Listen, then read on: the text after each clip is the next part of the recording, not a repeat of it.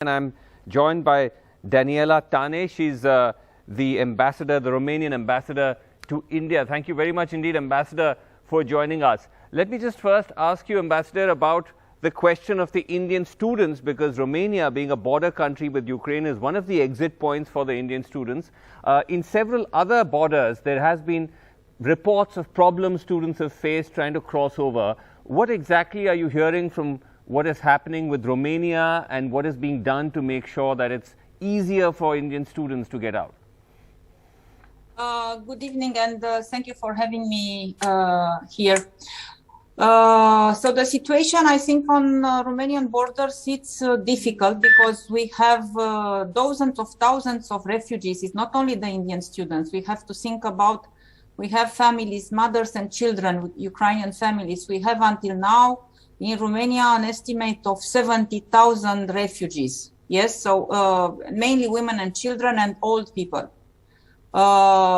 In these very big groups are coming also Indian students. According to the information I had yesterday, there were about 3,000 Indian students already arriving in Romania, and another 1,500 when waiting to be brought in, to cross the borders. At the borders, you know, the processment of the people is quite smooth, at least on our side. On Ukrainian side, I heard it's a little bit slower. Okay. I understand. Yeah. I understand. It's a challenge because, like you said, there are so many others who are crossing, refugees as well.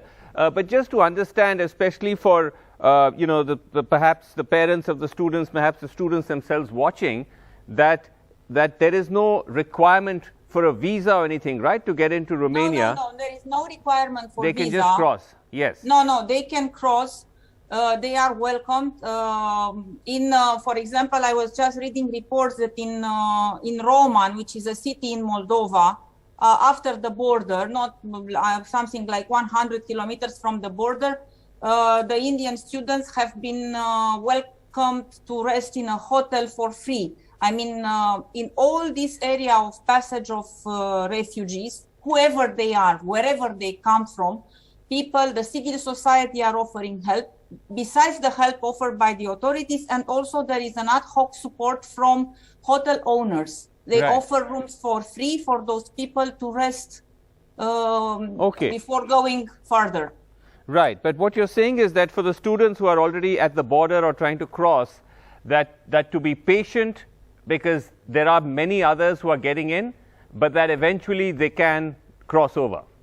Yes, unfortunately, this is the situation. I'm also replying to mails of parents, Indian parents, who are asking our support. And I tell them to be patient with the Indian embassy, with the consular teams on the spot. There is the Minister of Civil Transport who is in Romania to supervise the operation, the return operation.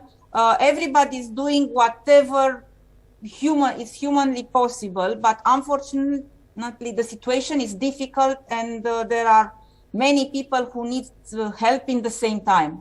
Okay. Now, let's talk a little bit about the war itself, Ambassador, because it seems to be getting worse.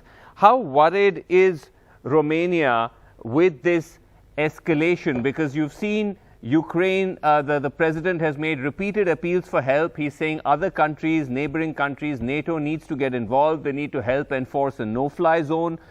Is that something Romania is considering at all, or not at all? We are worried, but not necessarily for us, because we are part of NATO. We consider ourselves in a kind of security area. We don't think Russia will attack us. Russia may attack other neighboring countries which are not in NATO, like Moldova.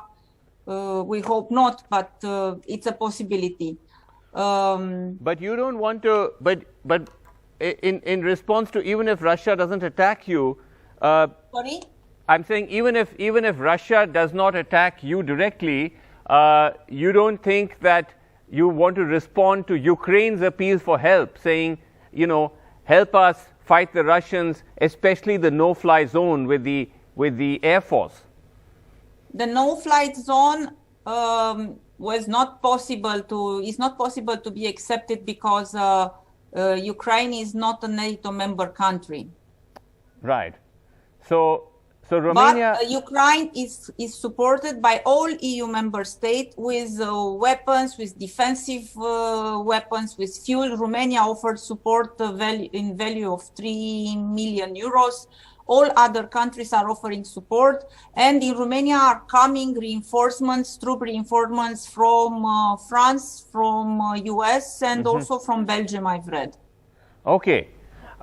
When you say that you're not worried that Russia will attack you directly, what Ukraine is saying is that Russia can escalate. Russia can escalate the violence. The Russian foreign minister has spoken of the nuclear threat. Yes. So in that sense, are you worried that if Russia escalates, it may spill beyond the boundaries of Ukraine?